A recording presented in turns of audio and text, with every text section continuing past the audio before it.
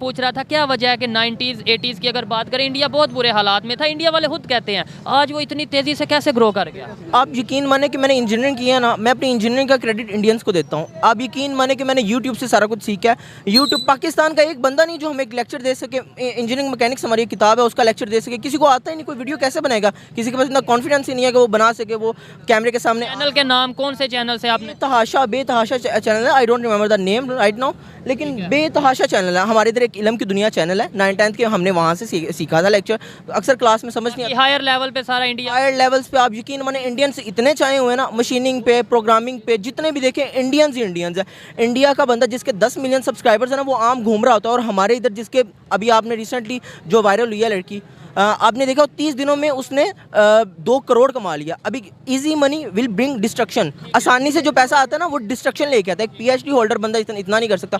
ये स्टूडेंट्स के ओपिनियन है जो आप तक पहुंचा रहा हूँ और दिल खून के आंसू रोता है, शर्म भी आती है ये बातें सुनते हुए एज ए पाकिस्तानी। लेकिन ये सच बातें जब आगे लेकर आएंगे शायद तभी ही पाकिस्तान की आवाम को, पाकिस्तान की गवर्नमेंट को शायद थोड़ी शर्म आएगी और हमें कभी ये मौका मिलेगा कि हम भी फ़ख्र से कह सकें कि हम हैं पाकिस्तानी और हम ग्रो कर रहे हैं किसी फील्ड में। ये देखें, आपने बताया कि उनकी शायद प्रायोरिटीज़ डिफरेंस हैं, उनको शायद इनोवेशन का शौक है और हमें टिकटॉक का शौक है। उनका एक मेजर रेजी के जब पार्टवेज हुए थे ना दोनों कंट्रीज, पार्टीशन 1940 ज़्यादा इंडस्ट्रीज थी ना वो इंडिया में थी और थोड़ी सी इंडस्ट्री जो पाकिस्तान में थी ना वो कम थी।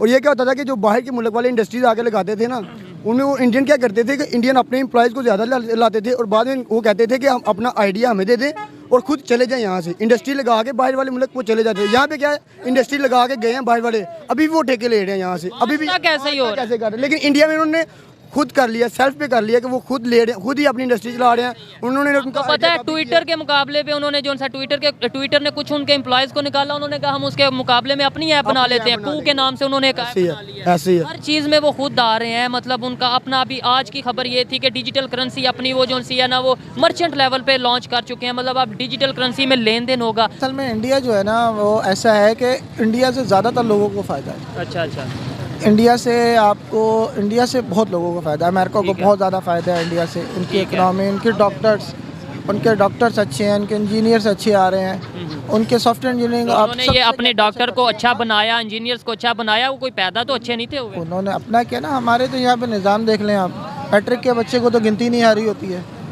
मैं अभी एक सिंध में मैंने देखा था कि उसमें 9-10 का बच्चा था, मैं स्टूडेंट था, मैं कहीं जा रहा था, मैंने उसने लिफ्ट लिया, मैंने चला गया, मैंने उसको रोक लिया। मैंने कहा भाई कहाँ, कौन सी क्लास में? कहता 8th क्लास में। मैंने टेबल आया था 7 का, कहता नहीं 8th क्लास का स्टूडेंट है, 8th स्टैंडर्ड का स्टूडेंट है और 7th का टेबल नहीं आता। लम्हा फिक्रिया है एजुकेशन सिस्टम के लिए।